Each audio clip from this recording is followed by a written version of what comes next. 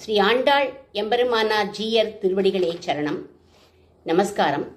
இரண்டாவது திருமொழியில் இரண்டாவது பாசுரத்தில் முதுகு நோவ சிற்றில நாங்கள் கற்றோம், அதை சிதைக்காதே கண்ணா அப்படிங்கிறான். இன்று முற்றும் முதுகு நோவ இருந்து இழைத்த இச்சிற்றிலை அப்படின்னு ஆரம்பிக்கிறான். கண்ணா பாரு கண்ணா, நாங்கள் காலம்பரிலிருந்து மணலை கூட்டி அதை சலிச்சு கல்லெல்லாத்தையும் பொறுக்கி கஷ்டப்பட்டு இந்த சிற்றில அமைக்கிறோம். நாங்கள்லாம் ரொம்ப சிறுமிகள்ப்பா, அதனால எங்களுக்கு முதுகு நோகிறது, இடுப்பெல்லாம் எங்களுக்கு வலிக்கிறது. ஆனாலும் எப்படியாவது கட்டி முடிச்சு அழகு பார்க்கணுங்கிற ஆர்வத்தில் நாங்கள் இதை செய்கிறோம். காரியத்திலேயே குறியாக இருக்கிறதுனால எதையுமே நாங்கள் பொருள்படுத்தலை. ஆனால் நீ பாதியில் இதை சிதைச்சா நாங்கள் என்ன பண்ணுவோம்? நன்றும் கண்ணுற நோக்கி நாங்கள் கொள்ளும் ஆர்வம் தன்னை தணிக்கிடாய் அப்படிங்கிறான். அட, இவ எவ்வளவு அழகா சிற்றில் அமைச்சிருக்கா அப்படின்னு நீ கண்ணுற நோக்கலாமே, உன் கண்களால் பார்க்கலாமே, நாங்களும் அதை நோக்குவோமே. கண்ணன் சமத்தா நம்ம சிற்றில பார்க்கறாண்டி அப்படின்னு எங்களுடைய ஆர்வம் தனியும் கிருஷ்ணா அப்படிங்கிறான்.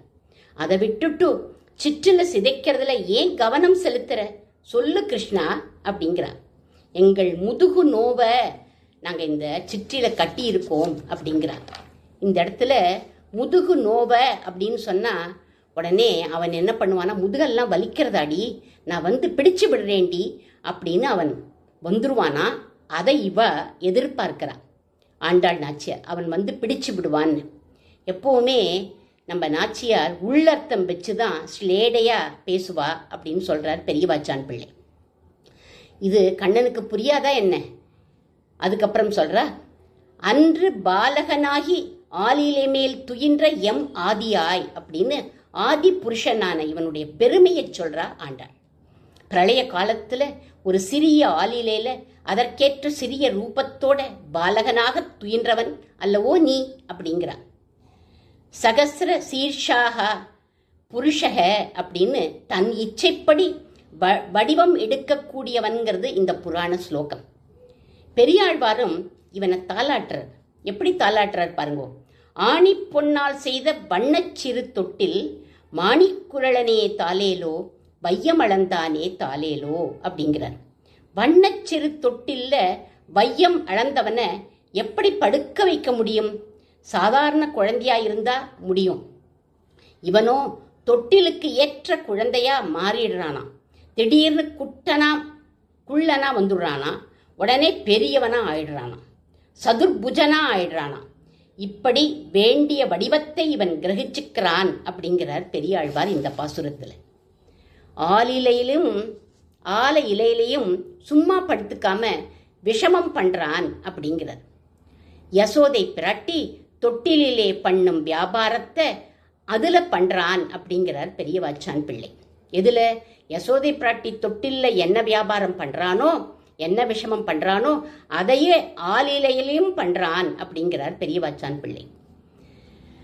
கிடக்கில் தொட்டில் கிழைய உதித்திடும்னு யசோதை பிராட்டி அங்கலாய்க்கிறாளாம். ஒரு நிமிஷம் படுத்துப்பான், உடனே அடுத்த நிமிஷம் குப்புற படுத்துப்பான், தொட்டில உதைப்பான், கைகால்களை உதறிண்டு அழுவான். இப்படி குழந்தைகள் பண்ற சேஷ்டைகள் எல்லாத்தையும் எங்க பண்றானா? ஆல் இலையிலும் பண்றான் அப்படிங்கிறார் பெரியவாச்சான் பிள்ளை. அப்போ இலை கிழிஞ்சா என்ன ஆயிடும் அப்படின்னா, துள்ளி விழுந்தா எங்க பார்த்தாலும் என்ன இருக்கு? பிரளய ஜலம்னா இருக்கு, ஆபத்தான இடமாச்சே, இவனை பார்த்துக்கிறதுக்கு கூட ஒரு அம்மா அங்க இல்லையே அப்படிங்கிறார் பெரியவாச்சான் பிள்ளை. அப்படி ஆலிலை மேல் துயின்ற ஆதி புருஷனே உலகம் முழுவதையும் வயிற்றில் அடக்கி வச்சுண்டு மறுபடியும் எல்லாத்தையும் படைச்ச மூல காரண வஸ்துவல்லவோ நீ அப்படிங்கிறார் நம்ம ஆண்டாள் நாச்சியார். அப்படிப்பட்ட பெருமை இருந்தாலும் நீ யாரு? எம் ஆதியாய் அப்படின்னு எங்களுடைய கோபாலன்னாப்பா நீ, எங்களுடைய சிற்றில சிதைக்காதடா கோபாலா அப்படிங்கிறார். என்றும் உந்தனுக்கு எங்கள் மேல் இரக்கமே எழாதது எம் பாபமே அப்படின்னு முடிக்கிறார்.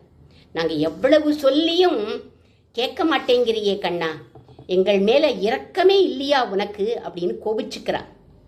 பக்தர்கள் சில சமயத்தில் அப்படிதான் கோபிச்சுப்பா பகவானை. புரந்தரதாசர் ஒரு கிருதியில் சொல்கிறார், யாகே நிர்தய நரதியோ அப்படிங்கிறார். எங்கிட்ட ஏன் இப்படி கல் நெஞ்சுக்காரனா இருக்க கண்ணா அப்படிங்கிறார். ஆனால் சிலர்கிட்ட கருணையை வாரி வாரி நீ வழங்குறையே அப்படின்னு பாடுறார். அஜாமிழன் உன் அண்ணனா, விபீஷணன் உனக்கு தம்பியா, ருக்மாங்கதன் உனக்கு மருமகனா, இவாள்லாம் உனக்கு வேண்டியவா அப்படின்னா நான் மட்டும் அந்நியனா போயிட்டேனா அப்படின்னு அந்த கீர்த்தனையில் புரந்தரதாசர் பாடுறார். ஆனால் பக்தர்கள் இப்படி பாடினா கூட உடனே அடுத்த க்ஷணம் என்ன பண்ணுவா தெரியுமா? ஹே கிருபாளா, என் கருணை, உன்னோட கருணை தாங்க முடியலப்பா அப்படின்னு உடனே சொல்லிடுவாளாம். பெரியாழ்வாரும் அதையே சொல்கிறார். நின்னுளே நான் பெற்ற நன்மை இவ்வுலகினில் யார் பெறுவர் அப்படின்னு கேட்குறார் பெரியாழ்வார்.